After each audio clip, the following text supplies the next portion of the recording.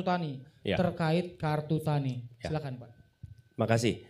Jadi ketika bertemu dengan petani dimanapun, mereka menyatakan kesimpulan saya ada 3 masalahnya. 1 pupuk, 2 pupuk, 3 pupuk. Ini di mana-mana masalahnya pupuk. Dan ketika pupuk itu masalah bagi kami ini sesuatu yang aneh. Kenapa aneh?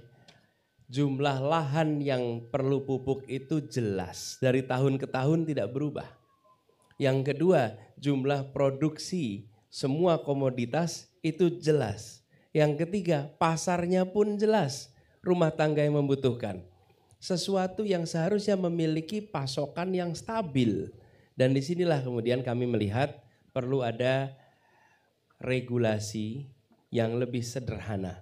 Dan termasuk dengan kartu tani. Kartu tani itu kalau dari dengar apa yang disampaikan para petani malah merepotkan. Tidak tahu di sini merepotkan tidak kartu tani? Merepotkan. Karena itu kami melihat kami akan tidak menggunakan kartu tani lagi. Kami buat sederhana. Petani butuh pupuk tinggal datang ke tempat di mana kita akan siapkan lewat koperasi, lewat warung. Dan lalu mengambil sesuai dengan kebutuhannya kapan saja. Jadi dibuat sederhana.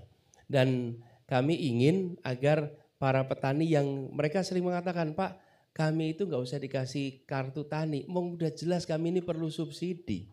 Sudah jelas kami ini nggak mampu untuk beli pupuk non subsidi. Udah jelas, jadi kenapa kami harus dikasih kartu lagi? Jadi kami akan sederhanakan sehingga petani dapat mengambil pupuk kapan saja sesuai kebutuhannya di saat mereka sedang bercocok tanam. Begitu ya.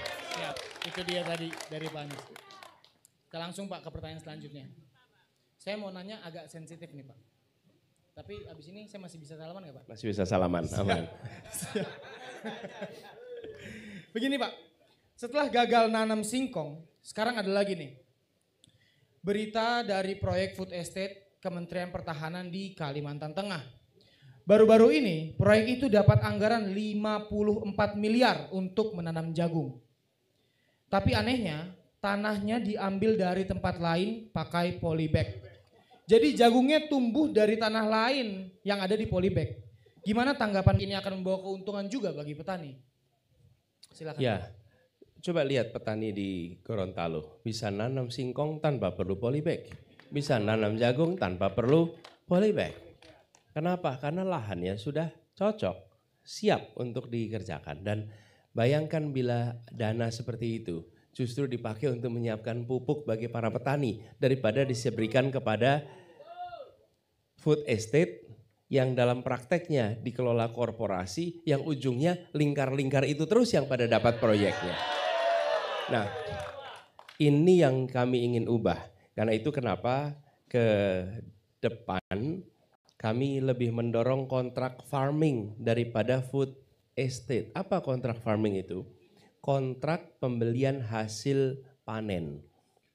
Jadi, dan ini sudah kami kerjakan. Jadi Bapak petani sekalian, kami di Jakarta itu membuat sebuah kerjasama dengan kelompok-kelompok tani agar produk pertanian mereka kami beli, lalu ada kontraknya selama 5 tahun dan disepakati harganya. Ada plafon bawah dan plafon atas.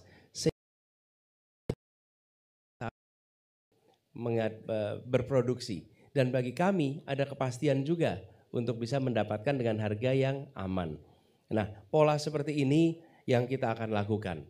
Bukan dengan pola food estate yang dalam kenyataannya membuka lahan baru, punya dampak lingkungan, sementara bibit yang ditanam tidak bisa tumbuh, uang negara dialokasikan dan tidak kembali dengan optimal.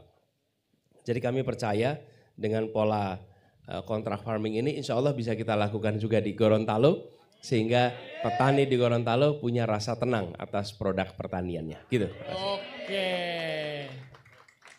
Pak, ada pertanyaan selanjutnya nih Pak. Saya mau nanya soal yang masih hangat dari debat semalam. Boleh kan Pak? Masih debat semalam juga ya?